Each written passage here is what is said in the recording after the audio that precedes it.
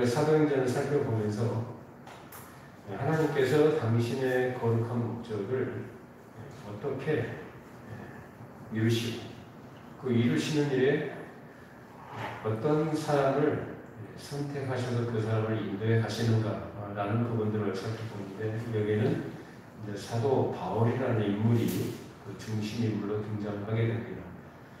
근데 이 사도행전은 2000년 전에 있었던 역사적 사실입니다만, 그래서 오늘날까지도 이 성경의 역사적 사실이 우리에게 주는 교훈을 우리가 생각해 본다면, 오늘날도 동일하신 하나님과 동일하신 성령께서 그 백성들과 교회 가운데 또 당신의 거룩한 목적을 이루시는 일에 우리를 간섭하시고 그 계획을 따라 인도해 가신다는 사실을 우리가 생각해 볼 수가 있는 것이죠. 그래서 우리는 지난 시간에 드로아에서 바울이 환상을 보고 마게도냐 사람 하나가 자기들이 건너와서 우리를 도와달라 이렇게 말하는 것을 보고 나서 이것이 하나님께서 우리를 그 사람들에게 가서 복음을 전하도록 우리를 부르시는 것이 아닌가, 이런 생각하고 이런 생각 끝에 어떤 결론을 내리게 돼서 이제 마게도냐로 이제 건너가기를 애를 쓰게 됩니다. 자, 그런 성령님의 인도하심이 이제 환상으로 그때 특이한 방식으로 나타났는데, 근데 여기서 우리가 생각할 것은 환상 자체가 하나님의 명령으로 온 것이 아니다라는 것을 우리가 생각해 봐야 돼요. 무슨 말이냐면, 환상이라는 것이 그 자체가 곧 하나님의 뜻이다라고 이렇게 해석을 해버리게 되면 위험해질 수 있다는 거예요. 어떤 경우든지 간에. 환상이라는 것은 즉 아주 특이한 방식으로 하나님께서 바울을 이제 인도해 가시는 그 하나의 그 방편으로 쓰신 거죠. 그러니까 하나님의 뜻을 나타내 보여주시는 한 그 선에서 하나의 도구로서 쓰여진 것이지 환상 자체가 명령이 아니다라는 거예요. 그러니까 요거는 구분을 여러분 잘 하셔야 됩니다. 요컨대 우리가 환경에서 하나님의 뜻을 해결할 수 있는 지혜가 필요한 것처럼, 그런 묵시를 보여주셨을 때 거기에서 하나님의 거룩하신 뜻과 원하시는 바가 무엇인지를 해결할 수 있는 사람이라야만 어떤 환상이나 묵시 같은 것도 유용하지 않는 것이지, 이제 그런 것을 할 줄 모르는 사람들이 또 그런 일에 하나님의 뜻을 아는 일에 관심을 두지 않는 사람들이 자꾸 환상을 보려고 하고, 어떻게 환상을 보게 되면 덮어놓고 그걸 하나님의 뜻이라고 생각하게 되면 그것은 아주 위험한 일이 벌어질 수가 있는 거죠. 이상한 사람이 되는 거예요. 자꾸 환상만 보려고 그러고, 환상만 보려고 하는 사람, 그걸 추구하는 사람들은 또 뭘 안 보느냐? 성경을 안 봐요. 성경을 배우려고 하라. 성경을 봐도 뭘 보느냐면 그런 것만 봐. 그런 것만 봐라. 뭐 환상을 보여줬지 않냐, 꿈에 나타났지 않냐, 뭐 이런 식으로 말이죠. 이상한 사람이 되어버립니다. 근데 어떻게 성경을 보는데 하나님께서 그렇게 이상한 사람 되라고 성경 주신 거 아니잖아요. 그러니까 성경에서 환상이나 꿈이나 어떤 계시를 말할 때 그 전후 맥락을 잘 살피면서 그것이 어떤 의미를 주는 것이며 그 당시에 그렇게 되어진 것이 어떠한 무슨 목적을 위해서 그렇게 준 것이냐, 그걸 정확하게 해석할 수 있어야 되는 거예요. 그게 못하면 자꾸 환상 이러면서 곁들여 간다는 말입니다. 그럼 바울은 어떻게 했느냐? 바울은 그 환상, 즉 마게도냐 사람 하나가 나타나가지고 건너서 우리를 도우라라는 이런 걸 보고 거기에서 성경의 뜻이 무엇인가 이걸 생각을 하는 거예요. 생각. 그 자체가 명령이나 지시가 아닌 생각을 했다 그 말입니다. 그래서 마게도냐를 건너가는 것이 거기서 하나님의 뜻인 것을 확인하게 됐고 그 일에 대해서 결론을 얻게 된 것이죠. 자, 우리 지난주에 읽었었던 말씀인데요. 자, 16장 10절 말씀 읽어보시죠. 바울이 그 환상을 보았을 때 우리가 곧 마게도냐로 떠나기를 힘쓰니 이는 하나님이 저 사람들에게 복음을 전하라고 우리를 부르신 줄로 인정함이로라. 내 환상을 하나님의 명령이나 계시로 받았기 때문에 거기 순종하겠다가 아니고 뭐라고 한다고요? 인정하겠다. 뭘? 그러니까 인정하기까지는 뭐가 필요합니까? 그 환상이 도대체 무슨 의미를 가진 것이냐? 라는 생각을 하죠. 추론을 하는 거예요. 자기가 원래 가고자 했던 것은 어디예요? 유럽이 아니라 어디예요? 아시아에 있다고요. 근데 아시아에서 복음을 전하지 못하게 하시는데, 근데 마침 환상을 보여줬단 말이에요. 그러니까 추론을 하는 거죠. 그럼 이게 하나님의 뜻이 아니냐? 마게도냐는 저 유럽인데, 그쪽으로 가서 우리에게 복음을 전하신 것이 아닌가? 이런 생각을 하고 결론을 내린다는 말입니다. 그래서 그렇게 하나님께서 부르신 이런 결론을 내리고 거기로 떠납니다.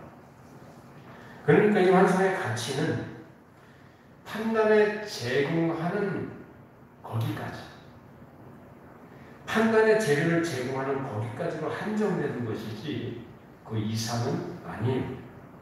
어떠든 이제 바울이 환상을 보고 이제 하나님의 뜻으로 결론을 내리고 나서 드로아를 떠나서 이제 배 타고 마게도냐를 향해서 가게 됩니다. 자, 16장 11절 12절 읽어보십니다. 우리가 드로아에서 배를 떠나 사모드라게로 직행하여 이튿날 네아폴리로 가고 거기서 빌립보에 이르니 이는 마게도냐 지방의 첫 성이요 또 로마의 식민지라 이 성에서 수위를 유하다가. 자, 바울이 드로아에서 환상을 보고 저기서 배를 타고 어디로 갔다고 합니까? 사모드라게예요. 사모드라게는 그 바다 한가운데 있는 섬입니다. 그 섬으로 가는데 어떻게 했다고요? 직행했다고 그러죠. 직행은 여러분 어떤 의미로 여러분 이해를 하십니까? 돌고 돌지 않고 곧바로 가는 걸 직행이라고 하죠. 그 말은 무슨 얘기냐면은 역풍이 아니라 순풍에 돛을 달고 배가 순항했다. 순풍을 만나서 배가 곧바로 가게 된 거예요. 만약에 역풍을 만나게 되면은 곧바로 못 가면 어떻게 되죠? 이리 돌고 저리 돌아서 며칠 걸렸겠죠. 근데 그 며칠 걸리지 않고 어떻게 해요? 바로 그 이튿날 네아폴리라는 곳에 도착을 하게 됩니다. 그러니까 이틀 만에 도착한 거죠. 그 얼마나 빨리 간 거예요. 이 네아폴리라는 곳은 이 마게도냐의 항구인데 첫 항구라고 보시면 돼요. 그러니까 우리나라 이제 서울이 있고 옆에가 인천이잖아요. 그러니까 서울과 인천의 관계를 여러분이 생각하시면 쉽습니다. 그런 것처럼 이 마게도냐로 들어가는 관문의 역할을 하는 것이 어디냐면 네아폴리라는 항구예요. 자, 여기 도착을 해가지고 이제 여기서부터 이제 그 빌립보라는 곳까지 그 성까지는 뭐 시로 나왔습니다. 우리 성경에는 거기까지는 약 한 12km 정도 남짓 되는 거리예요. 그러니까 굉장히 빨리 도착을 하게 된 거죠. 그래서 이 빌립보를 우리 성경에 보니까 마게도냐 지방의 첫 성이다라고 했어요. 첫 성이라는 의미는 뭐냐면 첫째 가는, 그래서 제일 으뜸되는 도시다라는 얘기입니다. 그만큼 중요한 지정학적 위치에 있는 도시다는 얘기입니다. 그리고 로마의 이제 식민지로 이게 나와 있는데 그 당시 로마의 식민 정책은 일제가 우리나라를 강점해가지고 그렇게 강압적으로 모든 걸 다 그렇게 그런 방식이 아니라 그 로마 사람을 일부를 그 이주를 시킵니다. 그 지역에, 점령지에. 그래서 이주를 시키고 나서 거기에다가 이제 정치, 경제뿐만 아니라 문화적인 것까지. 그래서 풍습이라든지 이런 모든 것들을 로마화 시키는 거예요, 거기를. 그러니까 하나의 축소된 로마라고 보시면 됩니다.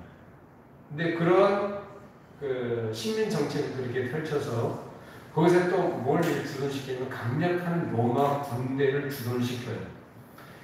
그렇게 되면은 이 자기 나라를 점령하고는 로마에 대해서 반감을 가진 헬라인들이든지 헬라 문화권에 있는 사람들이 로마에 대해서 어떤 적대적인 감정을 갖고 있는데 그 가운데 한가운데가 그 주둔지를 놔두고 축소된 로마 도시를 거기다 세운다고 한다면 그것은 뭐가 되는 거죠? 그것은 감시 초소 역할을 하는 거죠. 전진 기지 내지는 방위 도시로서의 역할을 하게 되는 겁니다. 그러니까 이처럼 아주 로마 당국은 굉장히 치밀한 식민 정책을 구사했습니다. 이처럼 빌립보성이 가지고 있는 상징성을 우리가 주의해서 봐야 되는데, 이 빌립보는 로마의 거대하고 강력한 군대의 힘이 그것을 누르고 주장할 뿐만 아니라 그것을 떠받치고 날아가던 로마의 전위 기지요 사령부요 로마의 요새 가운데 하나였습니다. 제가 왜 이렇게 장황하게 이 빌립보에 대해 이렇게 설명을 하냐면은 바울이 거기를 들어갔다는 얘기를 하고 싶은 거예요. 로마 그러면 강력한 로마 군단이 떠오르죠. 무력, 그리고 정치 제도, 그들의 문화, 그 당시 문화는 이제 헬라 문화가 더 강하게 영향을 미쳤습니다만은 이런 헬라와 로마의 어떤 융합적인 이런 강력한 힘이 그런 상징적으로 나타나 있는 곳이 바로 이 빌립보라는 곳이었어요. 자, 그러면서 이제 바울이라고 하는 미미한 인물 하나가 거기에 들어가는 겁니다. 세상의 힘을 상징하는 로마의 거대한 정치 그리고 화려한 힘을 가진 고위 관료의 눈으로 볼 때는 무슨 이상한 말을 하고 다니는 말쟁이 비슷한 사람이 디모데라고 하는 사람하고 젊은 청년하고 또 누구죠? 실가라는 사람 그리고 의사였던 누가라는 사람 이 이름 몇 사람을 데리고 거기 들어간 겁니다. 로마 제국의 찬란한 국기가 펄럭이는 그 사령부를 향해서 이 미미한 사람들이 지금 들어가고 있는 거예요.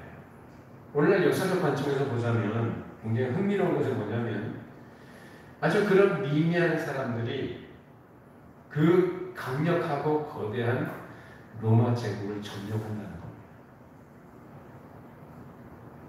이건 사람 생각이 있을 수 없는 일이죠. 근데 그런 일이 실제로 역사로 우리에게 기록되어 있습니다.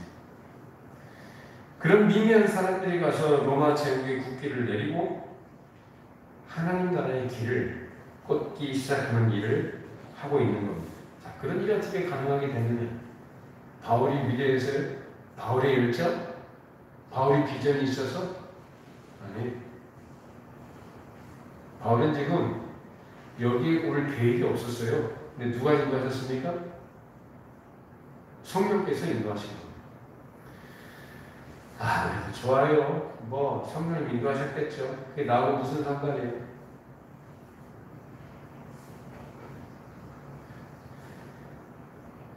나하고 무슨 상관이냐 이렇게 생각하시면 안 되고 그렇게 일하신 하나님의 일하심이 오늘날도 나에게 역사하시고 나의 삶에 개입하시고 나의 인생을 통해서 하나님께서 어떤 일을 이루시고자 한다는 사실을 그런 교훈을 우리는 여기서 생각해 보는 겁니다.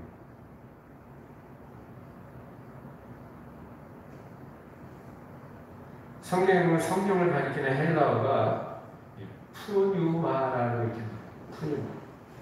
푸뉴마는 바람이라는 뜻이거든요. 마찬가지로 그들이 배를 타고 갈 때에 뒤에서 순풍이 불었듯이 성령께서 그들을 몰아서 그리로 보내시려고 아시아보다 더 강력하고 더 크고 더 원대하고 더 광활한 로마 제국을 상대로 너희들이 전쟁을 하게 될 것이며 그 전쟁에서 너희들이 승리할 것이다 라는 것을 암시하시면서 그들을 그리로 보내신 것입니다. 그럼 바울은 어땠느냐? 우리가 알다시피 바울은 길리기아 다소라는 곳에서 태어나가지고 거기서 자란 사람입니다. 로마 시민권자죠. 로마 시민권자인데다가 로마에 대해서 잘 알고 있는 사람이에요. 그리고 로마에 대해 깊은 관심을 가지고 있었고 그 로마로 가기를 늘 원했던 사람이 바로 바울입니다. 왜 그랬을까요? 그가 바리새인이었을 때는 로마로 갈 생각도 하지 않았던 사람이에요. 그런데 그가 주님께 부르심을 받고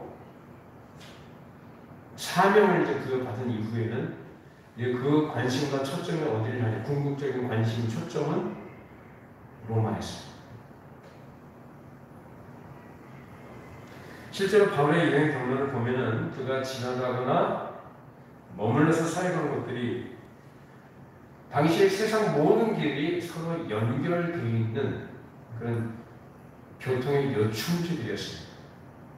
에베소가 그렇고 고린도가 그렇고 아덴이 그렇고 안디옥이 그런 곳이에요. 그래서 이 지역들의 특징이 뭐냐면 서로 모든 길이 통하는 길목이었다는 것입니다. 모든 길이 그 당시 로마로 통했고 바울은 그 로마로 가기를 원했죠. 거기서 하나님의 말씀을 전하게 되면 이제 어떻게 될까요? 모든 길이 로마로 통했으니까 그 로마에 가서 복음을 전하게 되면 어떻게 해요? 그 복음이 또 전 세계, 전 지역의 전 세계에 그 복음이 확산될 것을 이 바울은 기대했던 것입니다. 그 길을 따라서 상인들도 오고 가고 여행객들이 오고 가고 모든 물자가 이동이 되잖아요. 거기에 묻혀서 모두 갈 것이다. 복음도 가게 될 것이다. 이런 생각을 한다는 거죠. 그런 비전, 그런 꿈. 사실 저는 비전이라는 말 좋아하지 않는데요. 이런 순전한 의미에서의 비전, 그 하나님 나라의 비전, 그 꿈과 기대를 가지고 그런 열정을 가지고 있었던 사도 바울을 하나님께서 세상의 중심부인 로마에 가서 복음을 전하도록 그렇게 하신 것입니다. 자, 드디어 이제 바울이 이제 십자로에선 빌립보라는 큰 도시에 들어갔는데 이때가 주후 50에서 52년경이에요. 그러니까 예루살렘 교회가 세워진 지 20년이 지난 때입니다. 그리고 이제 바울이라는 사람이 하나님의 쓰시는 참된 그릇으로서 여기까지 오게 됩니다. 자, 이제 빌립보에 이제 바울 여행이 도착했는데 여기서 며칠 동안 쉽니다. 바로 가서 뭐 예수 전당 불신종 이런 식으로 전도한 게 아니고 바울이 여태까지 사역을 한 것을 보면은 가서 곧바로 뭐 이렇게 한 게 아니에요. 항상 보면은 가서 거기서 머물면서 쉽니다. 뭐냐면 그 지역을 알아보는 시간을 갖는 거죠. 거기에서 그 지역의 특색이나 그 사람들의 성향이나 어떤 여러 가지 상황들을 파악을 하는 시간을 갖습니다. 자, 이렇게 며칠 동안 쉬면서 전 세계 역사를 변혁하는 큰 일을 시작하게 될 것인데 이제 그러한 바울을 로마가 알아봅니까? 전혀 못 알아보죠. 그 모습도 이 사도 바울의 외모도 보면은 별 볼품이 없었다고 해요. 그런 사람이 동료 몇 사람만 같이 왔는데 뭐 알아볼 것도 없죠. 그 사람이 장차 로마를 정복하게 될 사람이라는 것을 로마는 알아보지 못했는데 누구는 알아봤습니까? 하나님은 알아보셨죠. 주님은 아셨다. 어떻게? 바로 이가 내 종으로서 이 로마라는 제국을 복음으로서 정복하게 될 사람이라는 것을 아신 것입니다. 또 하나의 존재가 알고 있었어요. 누굴까요? 마귀죠. 준비하시고 마귀가 알아요. 어떻게 할까요? 이 마귀란 존재는 하나님과 그의 나라와 예수 그리스도를 대적하는 존재예요. 그러니 그 하나님 나라를 건설하는 일에 충실한 종으로서 사역을 하기 위해서 온 이 바울을 마귀가 왜 모르겠어요? 알죠. 너무 잘 아는 것입니다.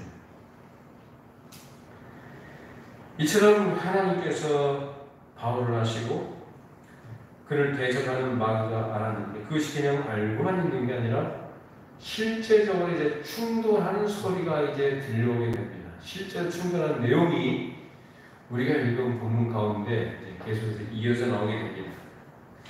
이런 큰 싸움과 대승리의 역사를 만들어내게 되는데 여기 두 개의 사건이 먼저 나와요. 근데 이 두 사건의 중심 인물이 공통점이 그냥 두 여인입니다. 전 로마 제국을 뒤엎을 큰 세력에 들어가서 맨 처음에 하게 된 일종의 전쟁에서 힘을 발휘하는 계기를 주는 것이 바로 이 두 여인이에요. 사도행전 16장 13절에서 18절 읽어보시죠. 안식일에 우리가 기도할 곳이 있을까 하여 문 밖 강가에 나가 거기 앉아서 모인 여자들에게 말하는데 두아디라시에 있는 자색 옷감 장사로서 하나님을 섬기는 루디아라는 한 여자가 말을 듣고 있을 때 주께서도 마음을 열어 바울의 말을 따르게 하시니라. 그와 그 집이 다 세례를 받고 우리에게 청하여 이르되 만일 나를 주 믿는 자로 알거든 내 집에 들어와 유하라 하고 강권하여 머물게 하리라. 우리가 기도하는 곳에 가다가 점치는 귀신 들린 여성 하나를 만나니 정으로 그 주인들에게 큰 이익을 주는 자라. 그가 바울과 우리를 따라와 소리질러 이르되 이 사람들은 지극히 높은 하나님의 종으로서 구원의 길을 너희에게 전하는 자라. 이같이 여러 날을 하는지라. 바울이 심히 괴로워하여 돌이켜 그 귀신에게 이르되 예수 그리스도의 이름으로 내가 네게 명하노니 그에게서 나오라 하니 귀신이 즉시 나오니라. 두 여인이 등장하죠. 한 여인은 하나님을 믿는 루디아라는 여자고, 한 여자는 귀신 들려가지고 점치는 여종인 여자입니다. 이렇게 대수적이고 대척점에 있는 두 여자가 등장하는데, 자, 그럼 바울은 이 빌립보에 들어가서 맨 처음에 한 일이 뭐냐? 맨 처음에 한 일은 전쟁을 수행하는 데 필요한 발판을 마련하는 것입니다. 그래서 이 유리한 발판을 만드는데 한 여인은 하나님께 쓰임을 받고, 그런 발판을 마련해서 이제 전쟁을 시작하게 되는 사도 바울을 대접하고 공경하는 그런 도구로 쓰이는 여자가 등장하는 거예요. 자, 오늘 이 한 여인 루디아를 먼저 생각해 보도록 하겠습니다. 자, 이 루디아를 이제 바울이 만나게 되는데, 자, 바울이 안식일에 기도처가 있는 곳을 이제 찾습니다. 이제 유대인들이 좀 있는 곳이라면 어디든지 뭐가 있다고 그랬어요? 가는 곳마다 회당을 이 사람들 먼저 짓는다고 해요. 그러니까 유력자들인지 좀 돈이 있을 때는 회당을 짓고, 이제 그런 인물이나 조금 돈이 좀 모자라게 되면 이제 기도처라는 걸 간단하게 짓습니다. 근데 그 기도처를 짓는데 이 기도처가 있는 장소는 대체적으로 물가에 지어요. 왜 물가에 짓냐면, 여기 보니까 강가에라고 했어요. 물가에라는 건 당시 유대인들이 결례 의식을 행하지 않습니까? 결례 의식을 행하든지 아니면 기도하기 전에 손발을 씻고 엎드려서 기도하기 때문에 그런 물이 필요한 곳에 그 옆에다가 이제 기도처를 짓게 되는 거죠. 그래서 이제 바울이 그 기도처에 다가보니까 누가 거기서 기도하고 있었어요? 남자들이, 여자들이. 남자들은 하나도 없고 여자들만 모여서 기도하고 있는 거예요. 자, 여기에서 바울이 그러한 여자들에게 가서 말을 했다는 거예요. 자, 우리 이게 쉬운 얘기 같지만 이것도 쉬운 얘기는 아닙니다. 왜? 유대인들에게 있어서 이거는 그렇게 쉬운 얘기가 아니에요. 여자들만 있는 남자가 된다는 것은 굉장히 꺼리는 일이었습니다. 바울은 전도자가 되기 이전에 바리새인이었죠. 그래서 바리새인이 날마다 기도하고 반복적으로 기도하는 내용이 뭐냐면 하나님께 감사하는 거예요. 그 감사하는 내용이 뭐냐면 첫 번째, 자기는 뭐다? 자기는 세리도 아니고 죄인도 아닌 것, 그리고 이방인도 아닌 것, 자기는 여자가 아닌 것, 남자인 것을 감사합니다.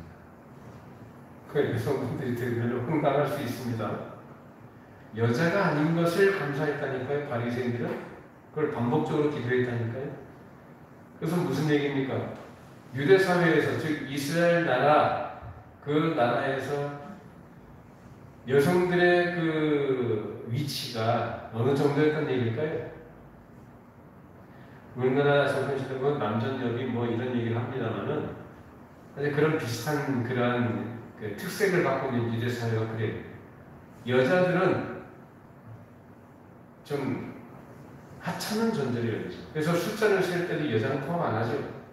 남자들, 장정들만 5,000명 먹었다, 뭐 이렇게 기록되어 있지 않습니까? 여자와 아이들은 제외된 거예요. 그러니까 유대인들 입장에서는 여자들을 생각할 때 어떻게 바라보느냐면 이방인들보다는 좀 낫고, 이스라엘 남자들보다는 못한 그런 존재를 보는 거죠. 그러니까 이방인들보다는 좀 그래도 낫다. 그러나 이스라엘 남자들보다는 못하다. 뭐 이런 식의 인식을 갖고 있었던 것입니다. 그래서 기도할 때도 바리새인들이 그런 식으로 기도했던 것입니다. 그래서 그런 사상 속에서 그런 기도들을 반복적으로 하던 사람이 누구냐? 바울이었습니다. 사울이었죠, 이제. 그런 그가 여자들만 모여있는 곳에 가서 말을 한다는 것은 바리새인으로서는 생각도 못할 일이에요. 그런데 그런 바울이 지금 완전히 달라진 거예요. 뭐 때문에 달라졌습니까? 예수님 만나고 복음이 무엇인지를 알고 나서 완전히 바뀐 거예요. 자, 그것을 갈라디아서 3장 28절에서 고백하죠. 같이 읽어보시죠. 너희는 유대인이나 헬라인이나 종이나 자유인이나 남자나 여자나 다 그리스도 예수 안에서 하나입니다. 이제 바울은 전 사상체가 완전히 바뀐 사람이 됐기 때문에 하나님 앞에 기도하는데 무슨 남자가 여자가 있고 무슨 이방인이 있고 무슨 유대인이 필요한 것이냐 아무 상관없다. 이제 그거죠. 그래서 여자들만 모여있는 곳에 아무 꺼림 없이 들어가서 거기서 그들과 함께 기도하고 성경도 읽고 난 후에 거기서 도도하게 예수 그리스도를 전한 것입니다.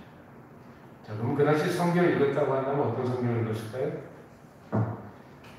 유대인들의 성경 구약이에요. 구약의 성경의 메시지는 뭡니까? 메시아입니다. 오실 메시아예요. 그러니까 그걸 읽고 나서 바울이 그걸 갖다 풀어서 얘기를 해줬겠죠.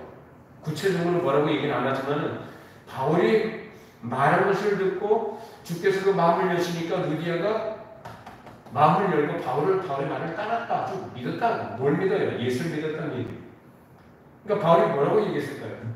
야, 이 성경에서 말하는 이 메시아가 누구냐면 바로 나사렛 예수가 바로 그리스도다.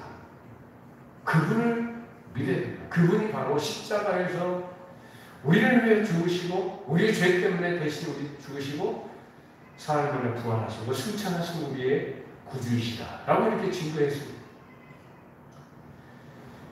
그때 루디아가 그 바울의 말을 믿고 따랐다고 했습니다. 어떻게? 주께서 마음을 여셨다. 여러분, 사람이 예수 믿는 건 기적입니다. 무슨 얘기냐면 사람이 사람으로서는 믿을 수가 없는 거예요. 안 믿으려고 해요. 여러분도 주변에 그런 분들이 계시겠습니까? 좋은 관계를 가지고 교제를 하고 좋은 관계를 가지고 교제를 하는 분들이라도 세상 얘기할 때는 서로 잘 통해요. 근데 복음 얘기하고 예수님 얘기하고 구원에 대한 믿음에 대한 얘기를 하게 되면은 그런 얘기를 하게 되면은 벌써 분위기가 달라져요. 안 믿어요. 그러니까 사람이 믿게 되는 것은 사람의 설득력이 있는 말과 논리에 의해서 믿어지는 게 아니고 누가 믿게 하셔야 됩니까? 하나님께서 믿게 하셔요. 그런데 이 루디아의 마음을 주께서 열어주셔야 돼요. 그 마음을 열고 바울의 말을 듣고 따르게 됐습니다. 근데 문제는 그 사람만 그런 게 아니라 자기가 믿을 뿐만 아니라 온 집안이 다 믿고 세례를 받았다는 것입니다. 그래서 루디아라는 여인의 마음을 주께서 열어주셨을 때 바울은 거기서 믿는 하나님의 권속을 만나게 된 것인데, 자, 바울이 아시아에서 복음을 전할 수 없어서 이 두아디라라는 것을 그냥 스쳐 지나가 버렸었습니다. 만약에 이 루디아라는 여인이 두아디라에 그대로 있었다고 한다면 바울을 만났을까요? 만날 일이 없었겠죠. 근데 지금 어디서 만난 거예요? 이 빌립보에서 만납니다. 이 사람은 뭐 하는 사람이죠? 루디아. 자색 옷감을 파는 장사예요. 그러니까 오늘날로 말하면 그런 사업을 하는 여인이었던 것입니다.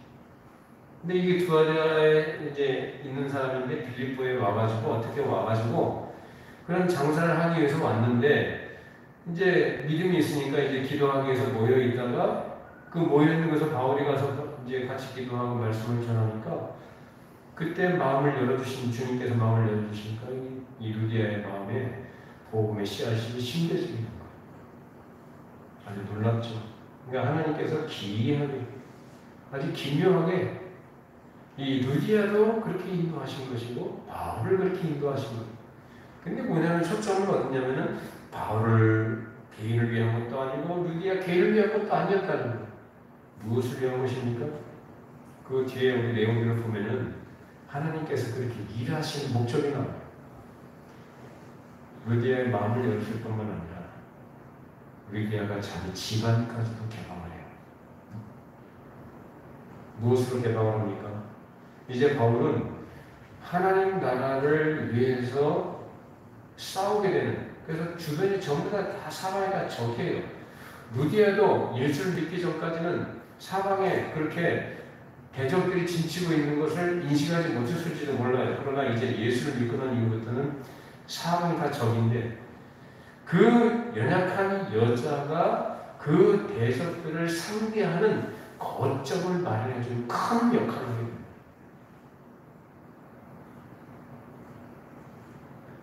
이웃으로서 하나님 나라의 거룩한 전쟁을 수행하는 군대에 큰 기여를 하게 되는 것입니다.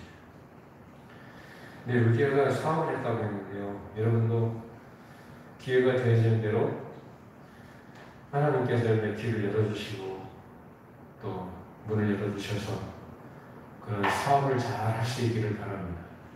네, 사업을 잘 하시면 좋아요.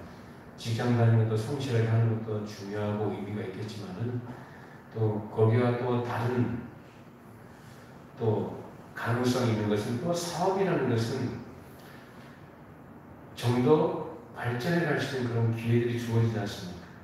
그러니까 하나님께서 이 루디아라는 여인의 그 사업에 복을 주셔서 이 돈을 많이 벌었던 것 같아요. 그러니까 여유가 있는 거죠. 그러니까 그 번 돈을 가지고 자기에게 주신 것을 가지고 이제 하나님 나라의 전쟁에 아주 유용하게 쓰기 시작한 것입니다. 그래서 바울의 복을 듣고 나 이제 믿고 나 이제 하나님 섬기겠습니다. 그걸로 끝난 게 아니고 바울과 누구 있어요? 디모데가 있고요, 실라가 있고요, 누가가 있어요. 그 외에 뭐 다른 사람이 몇 년 더 있는지 모르겠습니다만 남자들만 적어도 4-5명 정도 된다고 한다면 이 사람들이 거처할 곳을 제공한다는 거 이거 쉬운 겁니까? 쉬운 일 아니죠. 근데 강권에서 나를 주 믿는 자로 알거든. 당신들 그냥 가지 마시고 내 집에 유하십시오. 내가 내 집을 내드릴 테니까 여기에서 여러분들이 거처를 삼으시고 여기서 쉬시고 여기에서 하나님 나라에 내가 믿게 된 이 복음을 전하는 그 일의 전초 기지로 여러분들이 수장하시면 좋겠습니다. 강권으로 그렇게 강권하여 그 집에 머물도록 그렇게 했다는 것입니다.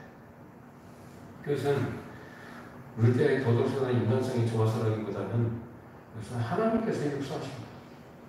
그래서 하나님께서 이렇게 때를 따라서 일을 하시는데 전 세계를 정복하는 복음의 거듭 전초 기지가 유럽의 관문인 빌립보에서 시작된 이 큰 일에 한 여인이 그것을 감당하게 된 것입니다. 모두가 적대하는 그 도시에서 사실상 이제 모두를 적으로 삼고 싸우는 그곳에서 오직 주를 믿는 한 여인이 복음을 믿음으로써 마음만 연 것이 아니라 자기 집까지 열어서 그들을 자기 집에서 안식하게 하고 활동할 수 있도록 만들어 준 것입니다. 이 놀랍고 위대하고 이 큰 일을 남자가 아닌 여자가 한 것입니다. 물론 구약에도 보면은 하나님께서 때때로 특별한 어떤 인물 중에 여인을 들어 쓰신 일들이 기록이 되어 있습니다만, 그러나 하나님 나라에서는 남자나 여자나 가리지 않고 모두 다 하나님께서 종으로 쓰신다는 데 의미가 있는 줄로 믿습니다. 루디아도 그 중에 한 명인데 그가 이 거대한 로마 제국을 정복하는 일에 누구보다 강한 뒷받침이 돼서 밀고 나가는 인물이 되었다는 것입니다. 오늘날도 대체적으로 보면 우리 한국뿐 아닙니다. 미국이나 영국이나 유럽에도 보면요, 교회마다 남자보다 여자가 훨씬 많아요. 여자 성도들이. 아주 특이하죠? 여자분들이 더 많아요. 우리 교회도 마찬가지입니다. 무슨 얘기예요? 남자들이 좀 불쌍한 거죠. 남자들이 참 불쌍하고 참 가엾습니다. 무슨 말이냐면 여자들이 많다는 건 그만큼 하나님 나라에 대한 이해가 깊다는 얘기고, 그리고 하나님의 은혜가 무엇인지를 안다는 얘기고, 그 은혜를 입은 자로서 세상을 살아갈 때에 우리는 하나님 나라의 군대요, 군사로서 그의 종들로서 그의 나라를 위해서 싸움터에 나가는 사람이라는 인식들이 있는 거거든요. 믿음이라는 것은. 그렇잖아요. 이 세상을 우리가 믿음 생활한다는 그런 특성이 있는 거거든요. 근데 그 일에 누가 많이 참여하고 있다는 거예요, 지금. 여자들이. 근데 남자들은 뭐 겁이 나는지 자신이 없는지 무능력한 것인지 무지한 것인지 모르겠지만 남자들은 상대적으로 정거해요. 그래서 불쌍하다는 겁니다.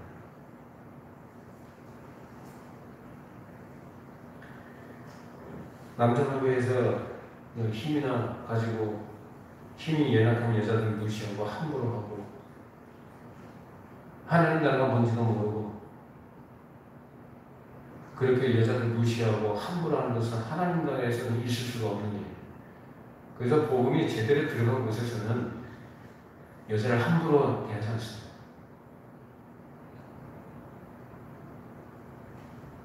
하나님께서는 오히려 다른 사람들이 약하다고 생각하는 사람들에게 복을 주시고 그들을 들어서 강한 자를 무색하게 하시고 부끄럽게 하시는 큰 일들을 하시는 줄로 믿습니다. 그런 일들이 실제로 역사 속에서 있었고 있어왔고 지금도 일어나고 앞으로도 있게 될 거예요. 그런 일들이 이미 2000년 전에 빌립보에서 시작된 것이고 거기에 남자는 아무도 없었지만 영들이 모여서 기도하고 있었고 그 가운데서 자색 옷감 장사를 하는 이 루디아가 먼저 예수를 믿고 이런 복음을 위한 거점을 제공하게 되었던 것입니다. 여러분 오늘 이 루디아와 같이 그가 하나님의 인도하심을 받아서 두아디라에 있는 사람이 빌립보까지 왔는데 왜 왔는지 자기는 장사하려고 왔지만 결국은 여기서 무엇을 위해서 쓰임받는 인권입니까? 하나님 나라를 이루어가는데 복음 사역을 위해서 헌신하게 되는 그런 중요한 의미 있는 일을 하게 된 것입니다. 우리들도 연약한 여자요 약한 사람들이지만 하나님께서 우리를 그렇게 하나님의 계획 가운데 인도하고 계시며 그렇게 인도하시는 가운데 하나님께서 우리에게 기회를 주실 때 나 같은 것이 어떻게가 아니라 마음을 다해서 하나님 앞에 예수를 믿는 자로 알거든 나를 믿는 자로 알거든 내 집에 와서 유하십시오 라고 말했던 그때랑 같이 담대하게 하나님 앞에 또 겸손하게 감사하는 마음으로 우리에게 주신 것들 나에게 주신 기회들을 복음을 위해서 하나님을 위해서 하나님의 영광을 위해서 기꺼이 드리고 헌신할 수 있는 우리 모두가 되기를 바랍니다. 기도하시겠습니다.